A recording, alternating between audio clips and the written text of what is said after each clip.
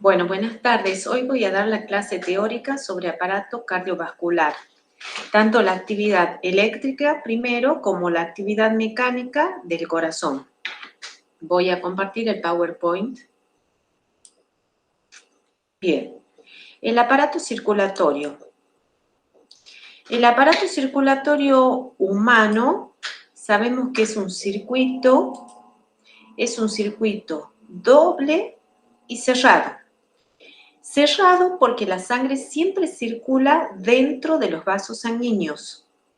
Solamente a nivel de los capilares es donde se puede producir el intercambio de sustancias entre la sangre y el líquido intersticial, por ejemplo, de los gases respiratorios, como hemos visto en los primeros trabajos prácticos.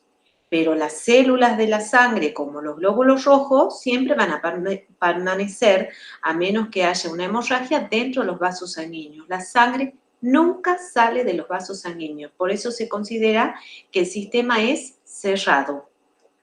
Es doble porque está constituido por un circuito sistémico y un circuito pulmonar que llevan a una separación de la sangre arterial, que es sangre oxigenada, con la sangre venosa, que es una sangre carboxigenada.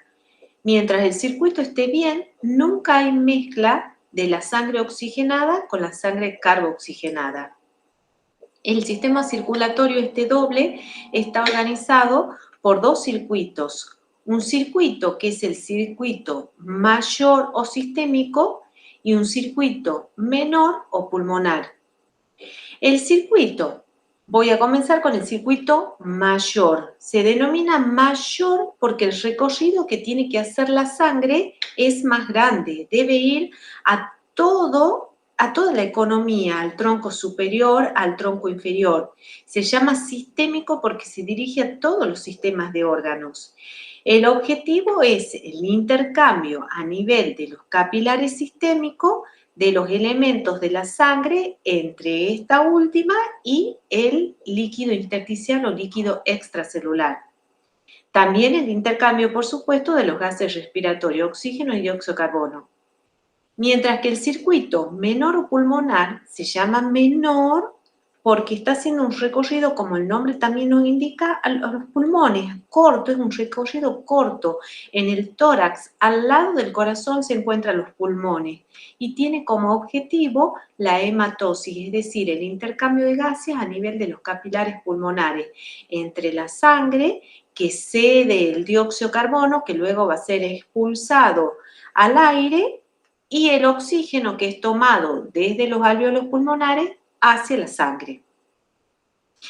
El circuito mayor lo voy a describir. El circuito mayor comienza cuando el ventrículo izquierdo se contrae y expulsa la sangre hacia la aorta, que es la principal arteria del cuerpo, que se va a ir ramificando en vasos cada vez más pequeños, se van bifurcando arterias de menor calibre hasta que llegamos a los capilares, a nivel de cada uno de los sistemas, de los órganos de cada uno de los sistemas. Allí se produce el intercambio de sustancias, la sangre cede el oxígeno y toma el dióxido de carbono, entonces los capilares, ahora en el extremo venoso, regresan, van formando todas las venas que van a regresar y va a terminar el circuito mayor a nivel de la aurícula derecha, con la desembocadura de la vena cava superior e inferior, que traen esta sangre carboxigenada. Ahí termina el circuito mayor y comienza el circuito menor. El circuito menor comienza cuando el ventrículo izquierdo expulsa la sangre carboxigenada por la arteria pulmonar, que es la única arteria que lleva sangre carboxigenada. Acá la vemos por convención, coloreada por eso de color celeste. Se va a dirigir hacia los pulmones, donde se va a capilarizar, se va a producir la hematosis y va a regresar la sangre y va a terminar el circuito menor en la aurícula izquierda a través de las venas pulmonares, que son las únicas venas que llevan sangre carboxigenada. Como vemos, entonces, el corazón está formado por 4 cavidades. Es un órgano hueco formado por 4 cavidades, 2 cavidades superiores, la aurícula derecha y la aurícula izquierda, y 2 cavidades inferiores, el ventrículo derecho y el ventrículo izquierdo. Bien, existen leyes generales de la circulación. Estas leyes generales nos permiten describir cómo es la funcionalidad del aparato circulatorio. Tenemos la ley de superficie de sección, que está graficada acá, la ley de velocidad y la ley de presión, en relación a cada una de las secciones del aparato circulatorio. Comenzamos con la sección aórtica. Es una aorta con un diámetro interno de unos 4,5, un diámetro interno de 2,5 centímetros, y esa aorta se va ramificando en arterias medias hasta llegar a arteriolas y finalmente el territorio capilar. Los capilares sabemos que son los vasos sanguíneos más pequeños, que están formados por una única capa endotelial. Luego los capilares se reúnen formando las vénulas y venas de calibre cada vez mayor hasta llegar a la vena cava.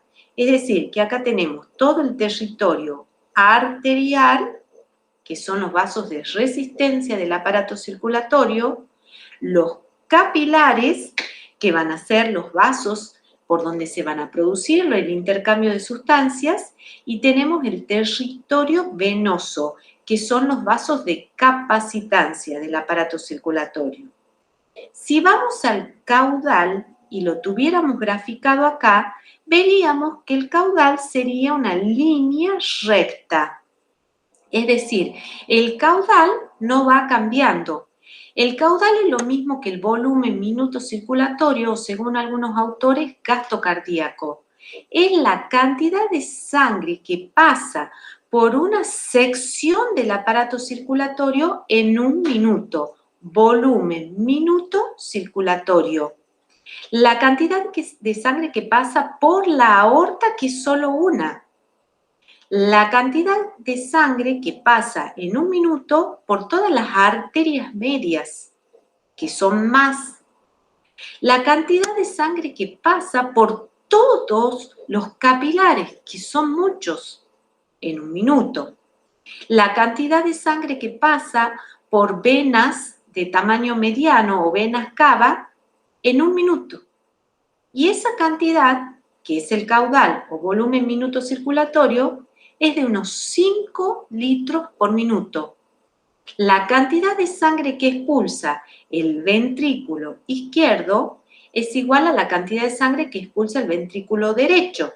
Eso nos da el caudal, los 5 litros por minuto.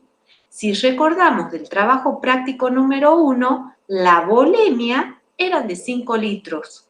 Es decir, que los 5 litros pasan por todas las secciones del aparato circulatorio en un minuto. Ahora, ¿qué pasa con la superficie? La superficie de sección va aumentando. La superficie en la aorta es de unos 4,5 centímetros cuadrados. Y luego aumenta 1000 veces, se va a 4.500 centímetros cuadrados a nivel de los capilares. La superficie aumenta 1000 veces porque tenemos una aorta y tenemos muchos capilares. Entonces, si nosotros tenemos que hacer pasar 5 litros de sangre, que es el caudal, por 4,5 centímetros cuadrados, que es la superficie de sección de la aorta, no es lo mismo que pasar los 5 litros por los 4.500 centímetros cuadrados. O sea que lo que se modifica es la velocidad. Y aquí vemos que la velocidad es inversamente proporcional a la superficie de sección. Cuando la superficie de sección es menor, como a nivel de aorta, la velocidad es mayor. Cuando la superficie de sección aumenta, como en el territorio capilar, la velocidad disminuye. Esto es así porque permite que se produzca una menor velocidad de la sangre pasando los 5 litros por los capilares, permite el intercambio de sustancias que venimos repitiendo entre la sangre y el líquido intersticial, el líquido extracelular. La última ley es la ley de presión. La presión es el resultado de la fuerza que ejerce la sangre cuando el corazón realiza la sístole, es decir, expulsa el volumen de sangre. En otras gráficas vamos a ver que esta presión va variando, va oscilando entre un valor máximo, que sería la presión arterial máxima durante la sístole, y un valor mínimo, que sería la presión arterial durante la diástole. Es decir, con un valor medio de unos 100 milímetros de mercurio a nivel de la aorta y de las arterias de grandes calibres. Es decir, en esas secciones del aparato circulatorio la presión es grande, la presión arterial es grande. Luego, donde se da la caída marcada de presión es a nivel de las arteriolas. Acá vemos que la presión arterial cae unos 30 milímetros de mercurio. ¿Por qué? Esto lo vamos a ver en detalle cuando veamos presión arterial. Porque las arteriolas son los vasos de resistencia. Son los vasos que pueden aumentar o disminuir la resistencia al flujo de la sangre. Entonces, la presión cae 30 milímetros de mercurio a nivel de las arteriolas y se va haciendo en el extremo venoso, en las venas cavas cercanas a cero. Entonces, esto nos crea el gradiente. En las venas cavas, en el retorno venoso, la presión es cerca de cero. Y en la aorta y en la arteria pulmonar, donde la sangre es expulsada, es cercana a 100 en la aorta, en el ventrículo izquierdo. Esto nos crea el gradiente necesario para que la sangre circule, porque recordemos que la sangre circula como cualquier líquido por una diferencia de presión, desde el lugar de mayor presión al de menor presión. Bien, acá tenemos de nuevo para ver la ley de la velocidad y superficie de sección. Los 5 litros de sangre, el caudal, el volumen minuto circulatorio, pasando por una arteria que es la aorta, cuya superficie de sección es menor, a pasando esos 5 litros por 4.500 centímetros cuadrados, que es la superficie de sección del territorio capilar, de la sumatoria de todos los capilares. Eso nos da que la velocidad disminuye en el territorio capilar. Bien, la pared, acá tenemos un fragmento de la pared del corazón. Vemos que el principal espesor de la pared está dada por el músculo cardíaco, denominado miocardio. Ese músculo cardíaco, el miocardio, tiene propiedades que son las mismas propiedades que presentan los otros tipos de músculos y tiene una propiedad única. Recordemos que cuando hemos visto el trabajo práctico de músculo hemos clasificado a los músculos como estriados y el músculo liso. Y dentro de los estriados teníamos el músculo esquelético, que lo hemos visto con detalle en el práctico anterior, y tenemos el músculo cardíaco. Todos los músculos tienen una propiedad que es la propiedad de excitabilidad o propiedad vadnotrópica, es decir, la capacidad, que es la misma que tienen las neuronas, de responder ante un estímulo y producir un cambio de potencial de membrana en reposo a potencial de acción. Luego, ese potencial de acción en los músculos, incluido por supuesto el músculo cardíaco del cual estamos hablando, tiene una propiedad dromotrópica, que es la conductibilidad, la capacidad de conducir a lo largo de toda la membrana plasmática este potencial de acción. Como respuesta a esa excitabilidad y conductibilidad, el músculo, cualquiera de los tres, tiene otra propiedad que es la propiedad inotrópica o contractilidad o contractibilidad, es decir, la capacidad de contraerse, de acortar la longitud de la fibra muscular. Y otra propiedad que sería, una vez que cesa el potencial de acción, la capacidad o propiedad lucitrópica o lucitropismo, que sería la capacidad de relajarse, de volver a la longitud inicial. Estas 4 propiedades son propias del músculo, tanto esquelético, liso como cardíaco. Estas dos, la excitabilidad y conductibilidad, son propiedades compartidas también con la célula nerviosa, con la neurona. Ahora, la primera que figura acá, el automatismo o propiedad cronotrópica, es una propiedad exclusiva del músculo cardíaco, del miocardio. Es la capacidad de generar por sí mismo el potencial de acción, es decir, la excitabilidad.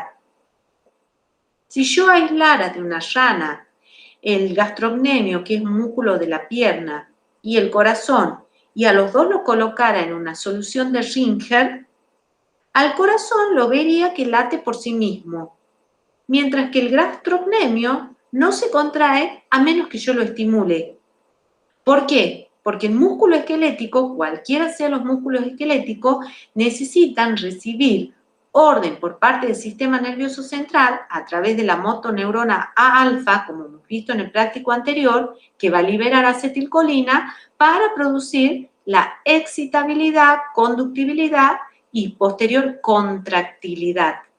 En cambio, el corazón se contrae por sí mismo porque tiene esta propiedad, que ya la vamos a ver adelante, cómo se genera, de no estar recibiendo orden por parte del sistema nervioso para generar el potencial de acción, para producir su excitabilidad. Lo genera por sí mismo. El sistema nervioso, a través de la división simpática y parasimpática, es decir, el sistema autónomo, lo que puede hacer es regular este automatismo o propiedad cronotrópica, pero que se genera por una propiedad intrínseca del músculo cardíaco. Bien, entonces acá vamos a hablar de esta propiedad, del automatismo. El automatismo, dice acá, es la capacidad del corazón de iniciar por sí mismo la actividad eléctrica que activará la contracción. Es decir, generar los potenciales de acción, la excitabilidad que van a llegar posteriormente a la actividad mecánica del corazón, que va a ser la sístole, la contracción y posteriormente la diástole. Y eso está dado por un sistema que es el que tenemos marcado acá, el sistema de conducción cardíaco o el sistema cardionector. Este sistema está formado por fibras miocárdicas, las mismas fibras del músculo cardíaco, solo que durante el desarrollo embrionario de este corazón, esas células se han especializado en formar este sistema de conducción cardíaco.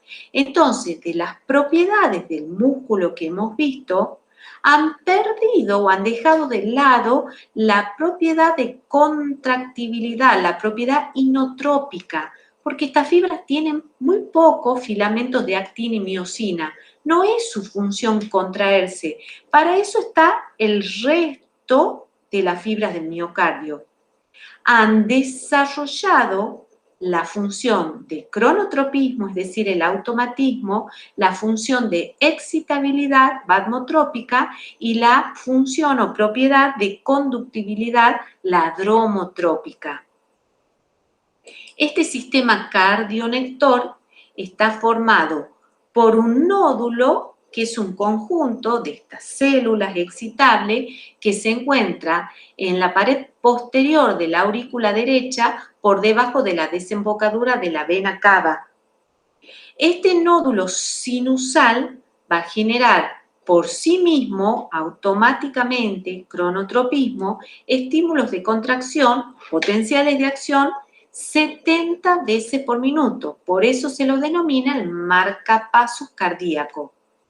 Este nódulo o nodo está conectado con otro nodo, que es el nodo o nódulo auriculoventricular. Los dos nódulos entre sí están conectados por 3 vías internodales y también tenemos una vía que se dirige que lleva el potencial de acción hacia la aurícula izquierda.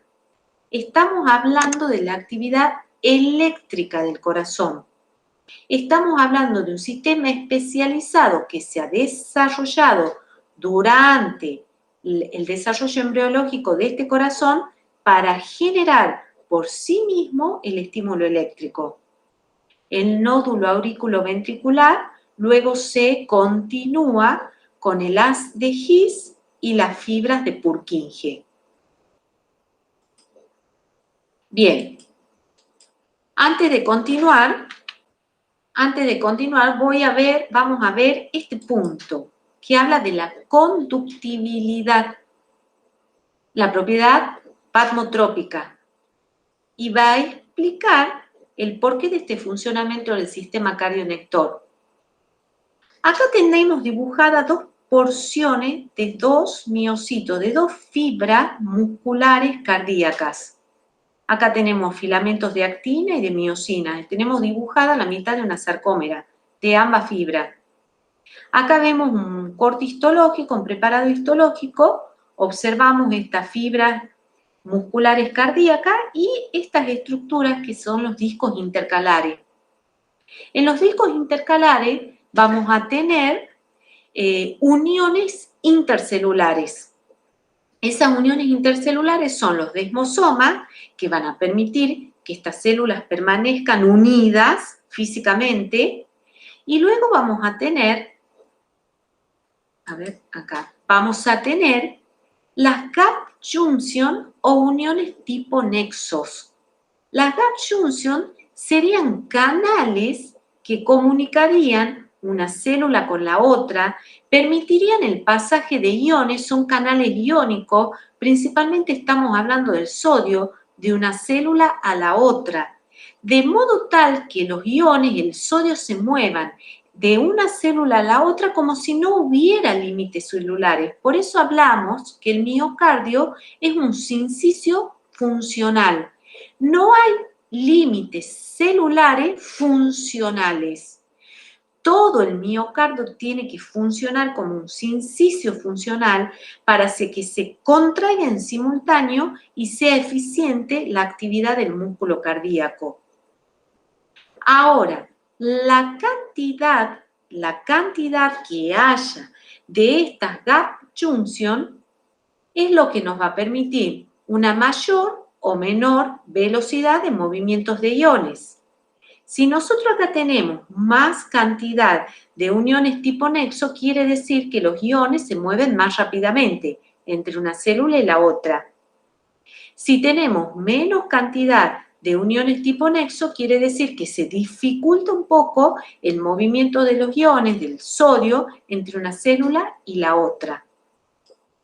Entonces, si volvemos al sistema de conducción, acá recordemos este punto, voy a volver a recordar acá cómo estaba constituido: nódulo sinusal, el marcapaso cardíaco, nódulo auriculoventricular, conectados los dos por 3 vías internodales, una vía que se dirige hacia la aurícula derecha, el haz de His y las fibras de Purkinje.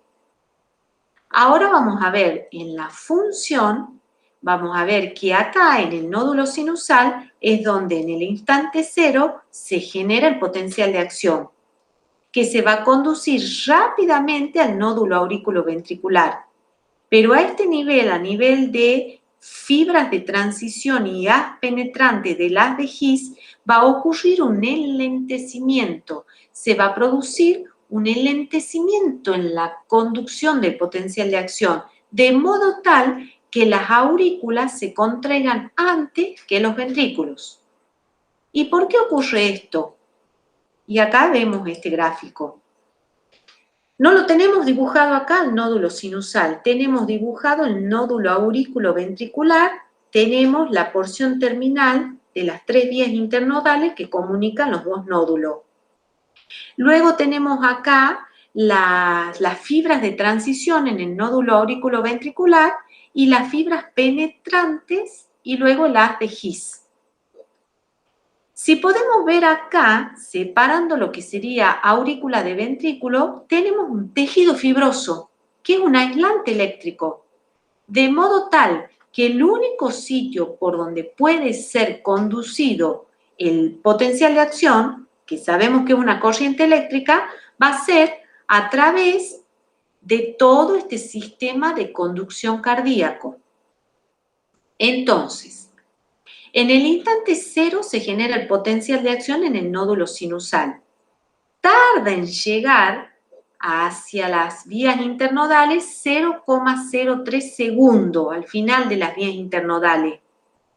Luego, en el haz penetrante, en las fibras de transición acá, en el nódulo auriculoventricular, se produce un enlentecimiento de 0,09 segundos. Entonces tengo 0,9 segundos más 0,03 que tenía antes, vamos con 0,12 segundos desde que se ha generado en el nódulo sinusal hasta que llega aquí, pasaron 0,12 segundos. Luego, en las fibras en la porción penetrante, acá se produce otro enlentecimiento de 0,04 segundos. Entonces nos da los 0,16. Es decir, en el momento en que se ha generado en el nódulo sinusal el estímulo eléctrico hasta que logra llegar al haz de His que ya está en los ventrículos, el impulso eléctrico se ha enlentecido 0,16 segundos.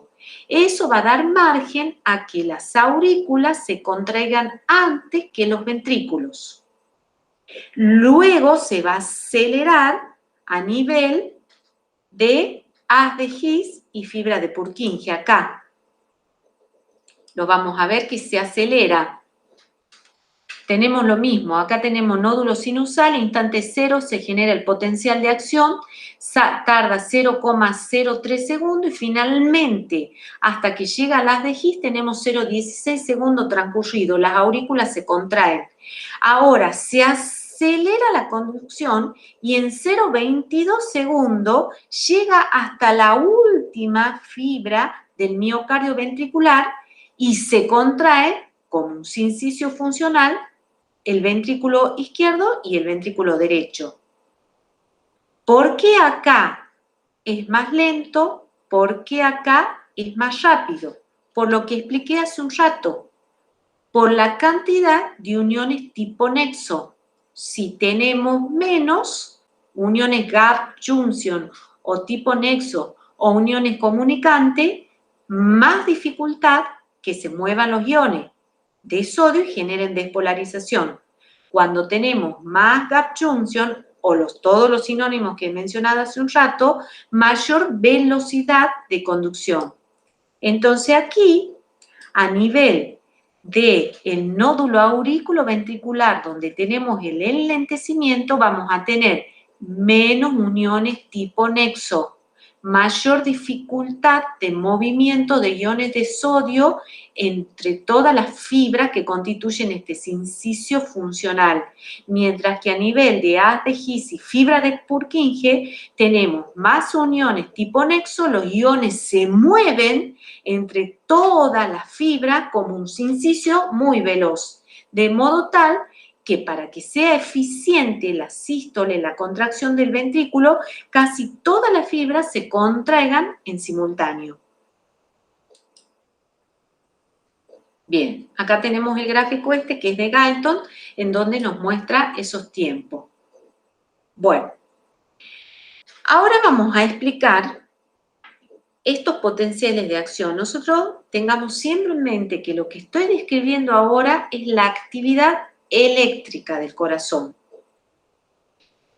Recordemos el trabajo práctico de potencial, ahí hemos aprendido que las células excitables, que eran las neuronas y el músculo, tenían la capacidad de cambiar el potencial de membrana en reposo a otra situación que era un potencial de acción. Y hemos visto que tanto en la neurona como en el músculo, ese potencial tenía una gráfica que se llamaba en espiga. Acá tenemos lo mismo, tenemos las gráficas, tenemos estas dos gráficas que ahora las vemos en detalles. La gráfica del potencial de acción en el músculo cardíaco, en las fibras contráctiles del músculo cardíaco, que si ustedes se fijan, tiene una forma distinta, tiene una meseta, por eso se llama potencial en meseta. Y también vamos a tener, sobre todo en las fibras del nódulo sinusal y del aurículo ventricular, estamos hablando del sistema de conducción cardíaco, esta otra gráfica de potencial de acción. Ahora la vamos a describir, vamos a ir antes a esta diapositiva. Entonces, los potenciales de acción de las células miocárdicas son dos.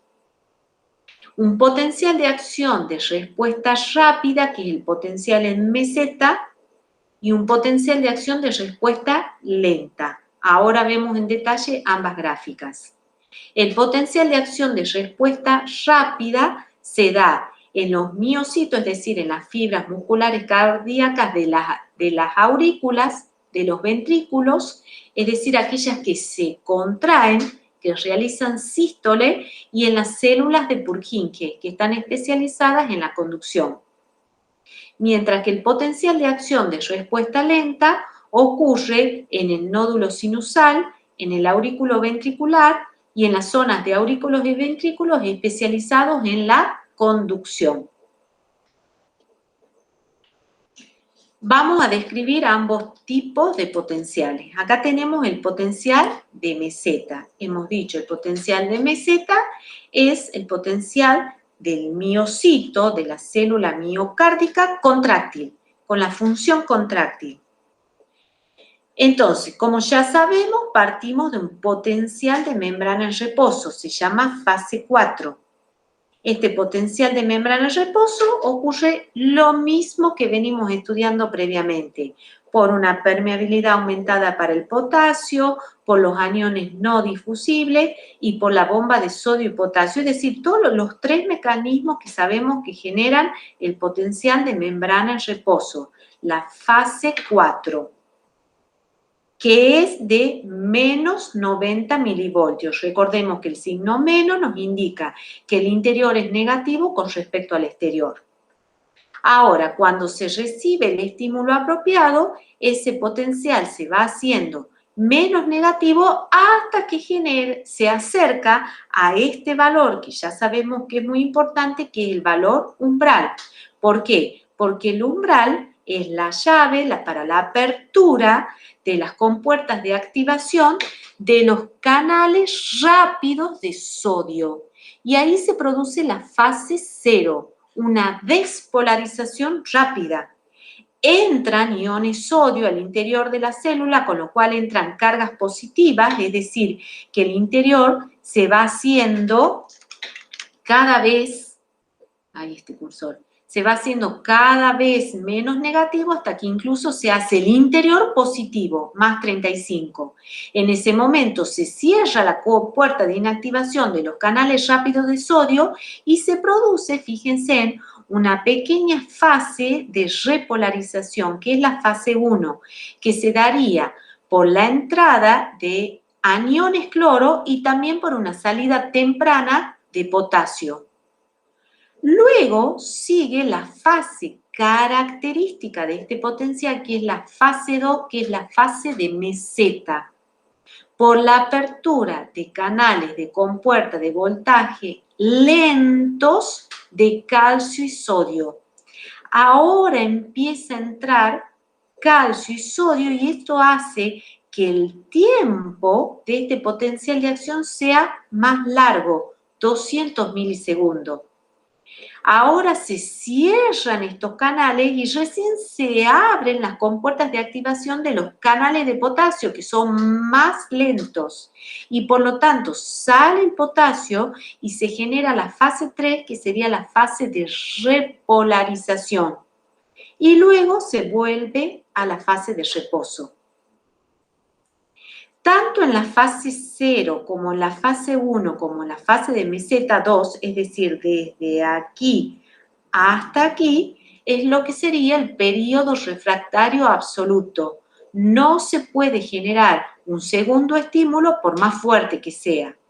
Mientras que en la fase 3 como estos canales ya se están cerrando, ya están volviendo a la normalidad, tenemos el periodo refractario relativo donde sí se podría generar, con un estímulo mayor, se podría generar otro potencial de acción, que es lo que normalmente se conoce como extrasístole en un electrocardiograma.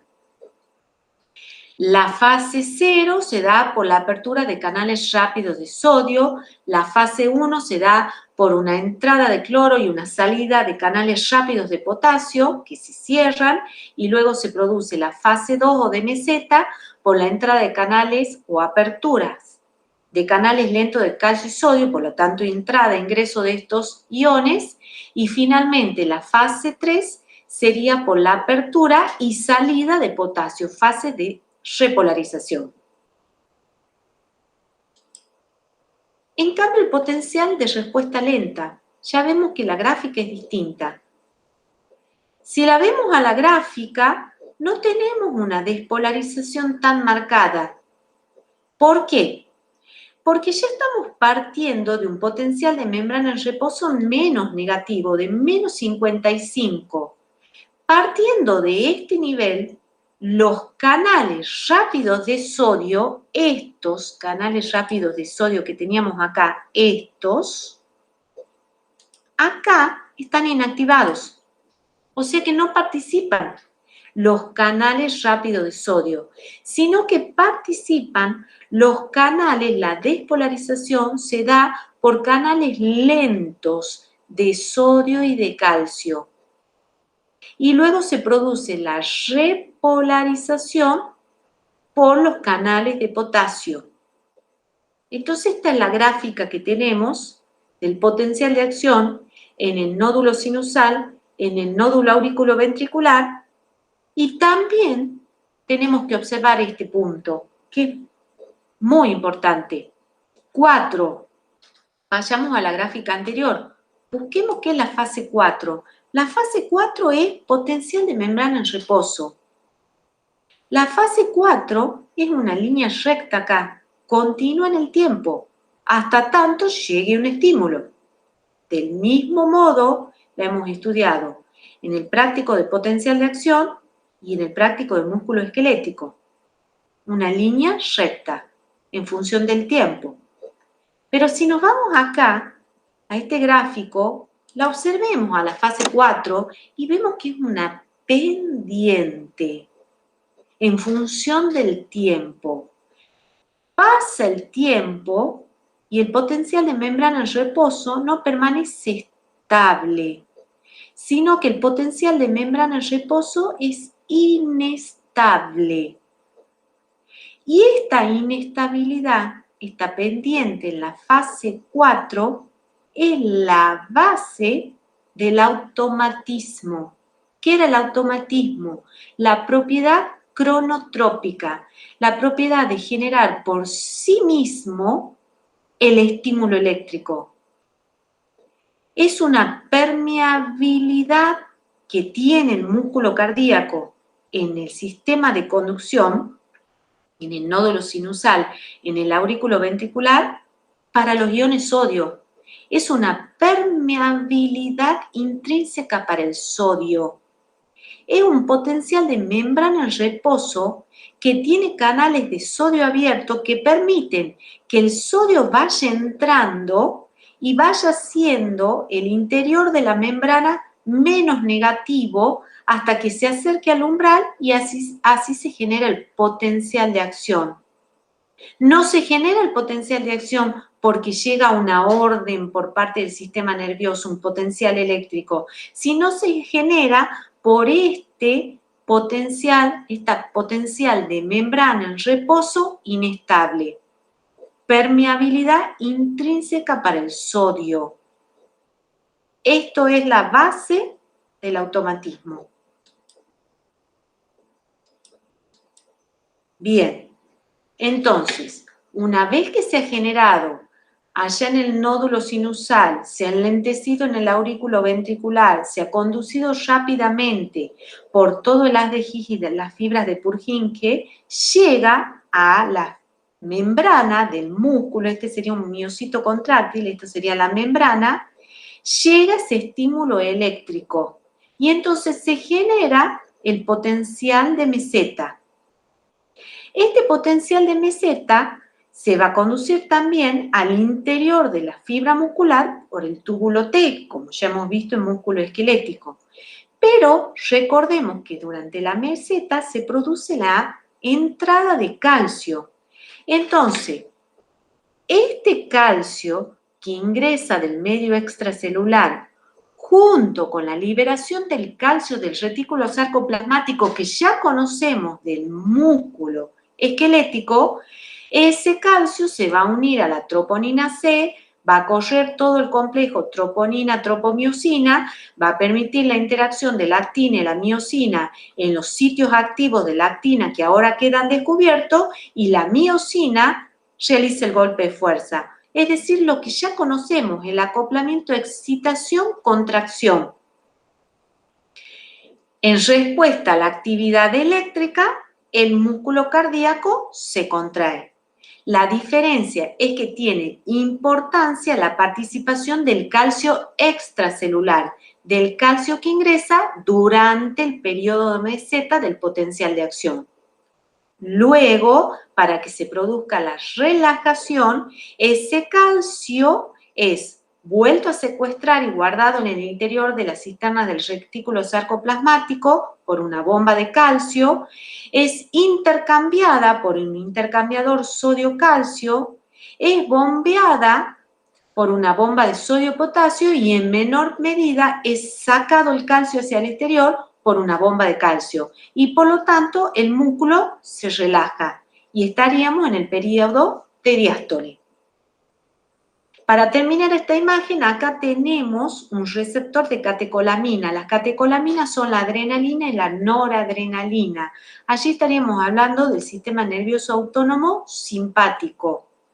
Cómo a través de un segundo mensajero, que es el AMP cíclico, va a producir la liberación de calcio y por lo tanto, hacia el final de la clase vamos a ver cómo el simpático aumenta la frecuencia y la fuerza de contracción del músculo cardíaco.